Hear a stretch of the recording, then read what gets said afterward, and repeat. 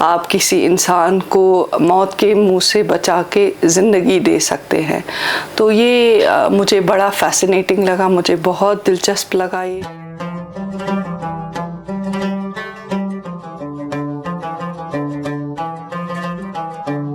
आज की मुलाकात के इस शुमारे में आपका खैर मकदम है। इस प्रोग्राम में हम जिन अशखास के बारे में बात करते हैं उनका सोसाइटी में एक मुनफरिद कंट्रीब्यूशन होता है और उस कंट्रीब्यूशन की वजह से उन्हें सोसाइटी में जाना जाता है। आज जिस शख्सियत को हमने इस प्रोग्राम में मदऊ किया है वो एक पेशे से एक डॉक्टर हैं लेकिन एक सर्जन है। उनका नाम है डॉक्टर किब्तिया सईद। बहुत बहुत शुक्रिया डॉक्टर साहब प्रोग्राम में आने के लिए। अस्सलाम वालेकुम। पहले मैं आपसे जानना चाहूँगा, आप एक डॉक्टर हैं, एक फीमेल डॉक्टर हैं, आप एक सर्जन हैं। जानना चाहूँगा बाकी सारी स्ट्रीम्स को छोड़कर आपने सर्जरी को ही चुना क्यों? जब मेरा सिलेक्शन हो गया पोस्ट ग्रेजुएशन के लिए तो मेरे पास काफ़ी ऑप्शंस थे, तो उनमें से एक ऑप्शन सर्जरी भी था। तो मेरा जो सिलेक्शन है वो अराउंड 2006 में हुआ था। तो तब काफ़ी कम लोग थे, स्पेशली फीमेल्स, जो कि इस ब्रांच में जा चुके थे। और मुझे एक इस ब्रांच में जब हम इंटर्नशिप करते हैं तो एक हमारा एक रोटेशन होती है, एक हमारा टाइम होता है जब हम इस डिपार्टमेंट में भी अपना काम करते हैं और हमें हर किसी डिफरेंट डिपार्टमेंट्स में उनको जानने का मौका मिलता है। हम लोग देखते हैं कि किस डिपार्टमेंट में क्या क्या काम हो रहा है। तो मुझे सर्जरी बहुत फैसिनेटिंग लगा, मुझे ये बहुत एक चैलेंजिंग लगा और मुझे इसमें ऐसा लगा कि अगर आप कोई भी सर्जिकल ब्रांच लेते हैं तो उसमें एक आपको थ्रिल आती है, एक किक मिलती है। आप किसी इंसान को मौत के मुंह से बचा के ज़िंदगी दे सकते हैं। तो ये मुझे बड़ा फैसिनेटिंग लगा, मुझे बहुत दिलचस्प लगा। मैं चाहती थी कि मैं थोड़ा सा कुछ अलग करूं ताकि मैं, माँ बाप का एक सपना था कि मैं एक सर्जन बनूं। अगर जब मुझे अपॉर्चुनिटी मिली तो मैंने ये बखूबी एक्सेप्ट की और मैंने पूरी कोशिश की कि मैं इसमें अपना 100% दे सकूं। Paristan the bridal lounge presents शादी मुबारक बाय एंड विन 2.0। अब शादी के कपड़ों की शॉपिंग के साथ पाए मौका to win exciting gifts like LED TV, refrigerator and a washing machine. Lucky draw का हिस्सा बने और हर महीने की 15 तारीख को शाम 6 बजे जाने विनर्स के नाम। सोचे नहीं, जल्दी से पहुंच जाए Paristan the bridal lounge, ground floor, city mall, MA road, Srinagar.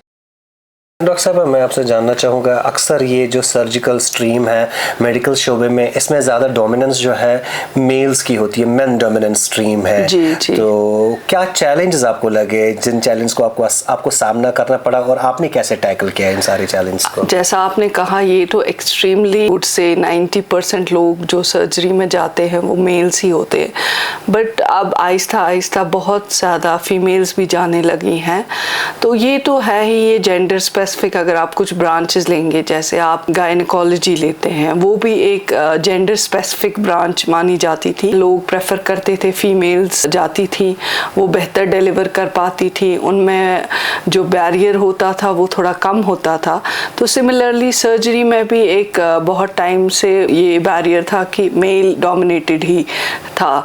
तो इसमें इंसान को बहुत ज़्यादा चैलेंजेस मिलती हैं। पहले तो फिज़िकल चैलेंजेस भी होती हैं बिकॉज इट्स वेरी डिमांडिंग। आपका लॉन्ग शिफ्ट होता है सर्जरी, कभी कभी if you go in different super speciality branches जैसे प्लास्टिक सर्जरी है, न्यूरो सर्जरी है, आपका तो फिज़िकल स्टेमिना भी बहुत होना चाहिए कि आप 7-8 घंटे की सर्जरी विथस्टैंड करें, आपका फिज़िकल स्ट्रेंथ बरकरार रहे, आपका कंसंट्रेशन बरकरार है। तो ये चैलेंजेस तो है ही, प्लस जो आपकी पेशेंट डीलिंग होती है, जब भी कोई यूजुअली हम सर्जिकल ब्रांच में लेते हैं, इसमें एक इमरजेंसी पार्ट होता है। तो इमरजेंसी में usually it's a matter of life and death.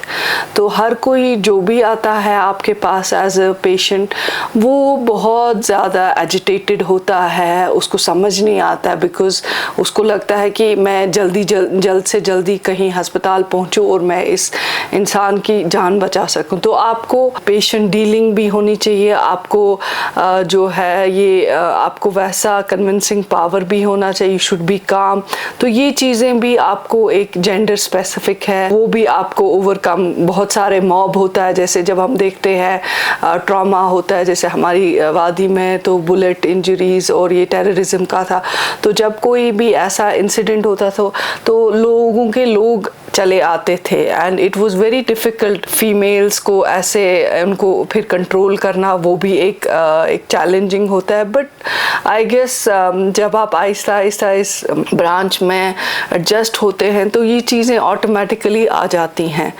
Plus आपको बिकॉज आपको बहुत कम कंपेनियंस होते हैं तो वो एडजस्टमेंट प्रॉब्लम भी होती है। तो बट आई फील कि अब तो हमारे जितना जितना टाइम बढ़ रहा है, हर किसी बैच में I would say 3-4 females definitely opt करती हैं सर्जरी में। तो अब ग्रेजुअली ये जेंडर स्पेसिफिक रोल जो है वो थोड़ा थोड़ा कम होने लगा है। बट स्टिल मैं अभी भी कहूँगी it's male dominated branch and females are trying their best to prove that they can also excel, they can be good surgeons. So I really hope that we do change this gender basis in that. Doctor साहब, मैं आपसे ये जानना चाहूँगा कि आने वाले वक्त में आपको क्या लगता है कि कितना ज़रूरी है फीमेल डॉक्टर्स के लिए सर्जरी को ऑप्ट करना? मुझे लगता है जो आजकल की कंडीशंस हैं, आजकल बहुत सारे लोग हैं जो प्रेफर करते हैं कि आप एक फीमेल्स, बिकॉज सर्टन प्रॉब्लम्स जो होती हैं जो फीमेल्स में होती हैं, सर्जिकल प्रॉब्लम्स होती हैं, बहुत सारे लोग ऑप्ट करते हैं कि हम एक फ़ीमेल सर्जन को ही दिखाएं। प्राइवेसी के इश्यूज़ होते हैं, आपका जो कॉन्फिडेंस लेवल होता है, आपका जो पेशेंट के साथ रैपो होता है, दे ट्राई टू एडजस्ट कि हमें एक फ़ीमेल ही मिले ताकि हम उनके साथ अपनी प्रॉब्लम्स पूरी तरह शेयर करें विदाउट एनी इनहिबिशन। तो मुझे लगता है कि फ़ीमेल सर्जन्स की बहुत ज़्यादा ज़रूरत है। इनफैक्ट अब हम देखते हैं कि जो सोशल मीडिया पे भी जो असरात हैं, बहुत सारे वायलेंस केसेस होते हैं, फिज़िकल अब्यूज़ होता है, डोमेस्टिक अब्यूज़ होता है, तो कहीं ना कहीं मुझे लगता है कि फ़ीमेल पेशेंट्स जो होते हैं वो बेटर कन्फाइड कर पाती हैं एक फ़ीमेल सर्जन के साथ। डॉक्टर साहब, एक सर्जरी एक डिमांडिंग स्ट्रीम है जी, तो आपसे जानना चाहूँगा आप कैसे सारा ये चीज़ें बैलेंस करते हैं, your personal life, your domestic life and your professional life? ये बहुत ही मुश्किल सवाल है और मैंने तो बहुत इसमें सफ़र किया है। I have made a lot of adjustments also, जैसे आपने बोला, क्योंकि हम जिस पार्ट ऑफ द वर्ल्ड में रहते हैं यहाँ तो अभी भी हम कितना भी कहें कि फ़ीमेल एम्पावरमेंट है, वैसी एम्पावरमेंट ये सिर्फ बातें हैं। एज अ फ़ीमेल आपका पहला रोल जो होता है, आपकी फैमिली होती है, आपके बच्चे होते हैं, वो स्टिल एग्जिस्ट करता है, specially in this part of the country. बहुत मुश्किल होता है, बट देन आई थिंक कि अगर आपका स्पाउस है वो अंडरस्टैंडिंग हो, आपके जो फैमिली मेम्बर्स हैं वो थोड़ा सा अंडरस्टैंड करे, तो it is not that difficult. But yes, definitely there have been many instances with me also where I have really struggled hard to maintain a work and life balance. But I feel कि जब आप किसी को मौत के मुंह से बचाते हैं तो एक तो जो वो सेटिस्फैक्शन आती है आपको, दैट इज़ उसके बराबर कोई चीज़ नहीं है। प्लस आपको वो मैंने जैसे पहले भी कहा कि आपको एक किक मिलती है, you just want to do better. और फिर जब आप अपना ये नैरेटिव बाकी लोगों को भी बोलते हैं कि क्या सर्कमस्टेंसेस थी कि आपको अपना प्रोफेशनल चूज़ करना पड़ा, then your other duties, they also with time I think understand and it is difficult, but nothing is impossible. Now we are seeing females in every stream, every sphere of life. They are in politics, they are in decision making. So yes, definitely it is overwhelming. It is sometimes very, very stressing, and sometimes you really have to make hard choices.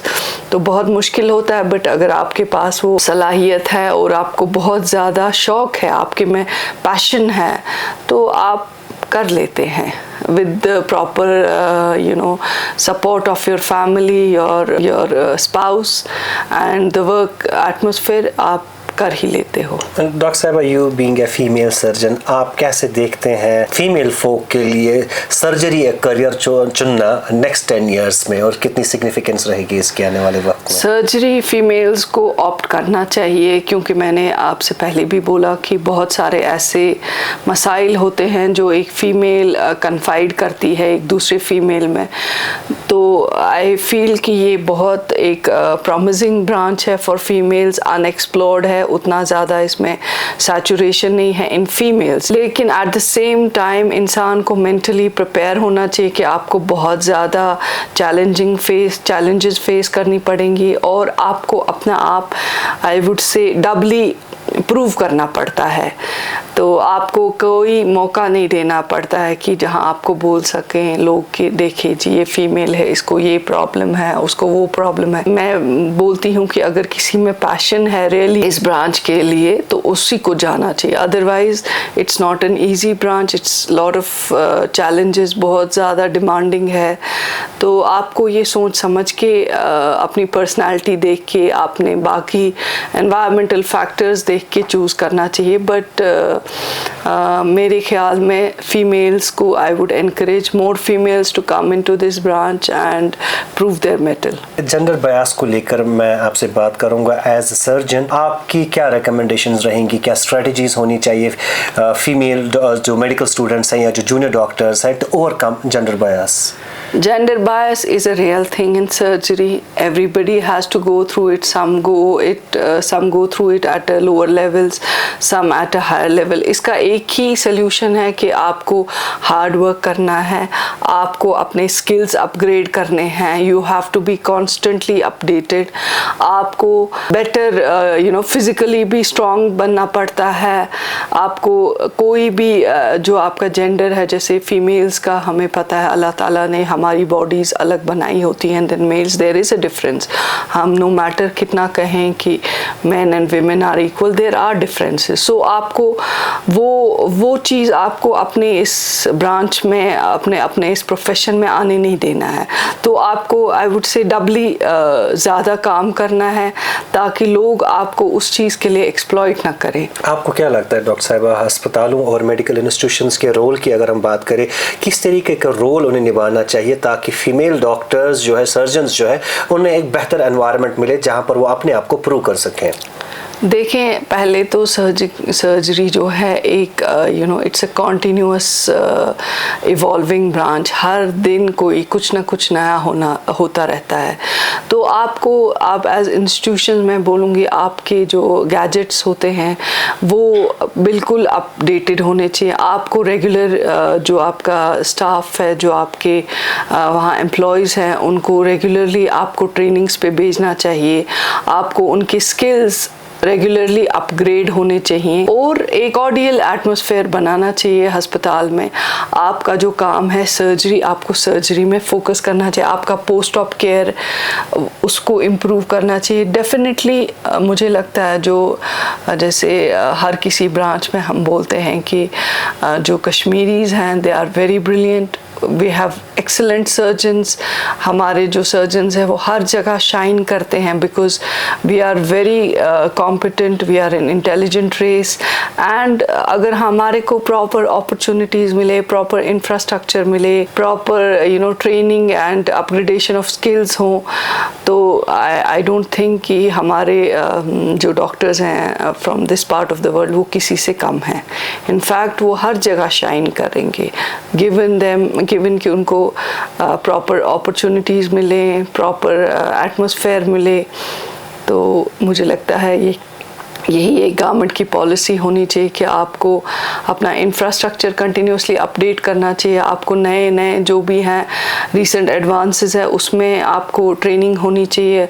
आपको जो gadgets हैं, जो आपका technical support है, वो सब अगर आप प्रोवाइड करेंगे तो आई थिंक यहाँ के सर्जन और बाहर के सर्जन में कोई डिफरेंस नहीं है. And you have to really improve the post operative care, क्योंकि यूजुअली हमने देखा है यहाँ की सर्जरी तो बहुत अच्छी होती है लेकिन कहीं पोस्ट ऑप केयर में कमी होती, be it due to patients fault, due to hospital atmosphere environment.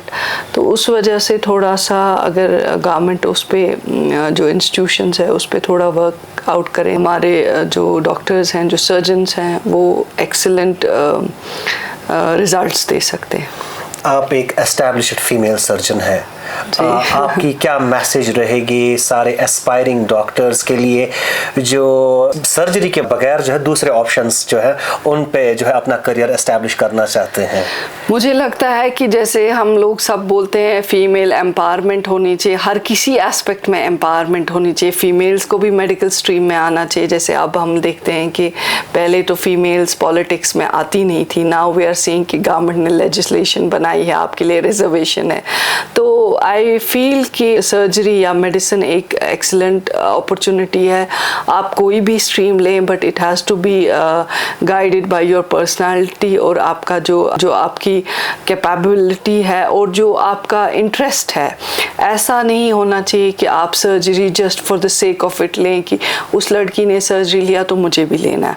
हर कोई इंसान अलग अलग होता है, हर किसी की पर्सनालिटी अलग होती है, हर किसी की कैपेबिलिटी अलग होती है। तो जब भी आप अपनी ब्रांच चूज़ करें तो ये आपको सोच समझ के करना चाहिए, because it's a matter of your life. आप ये फ्रीक्वेंटली चेंज नहीं कर सकते हैं because it takes a lot of efforts to go into any surgical branch and then you learn the skills and then you cannot just take back your efforts। तो आपको बहुत सोच समझ के ये डिसीजन लेना चाहिए कि आपको किस ब्रांच में जाना चाहिए। डॉक्टर किप्तिया, कश्मीर लाइव से बात करने के लिए बहुत बहुत शुक्रिया। शुक्रिया।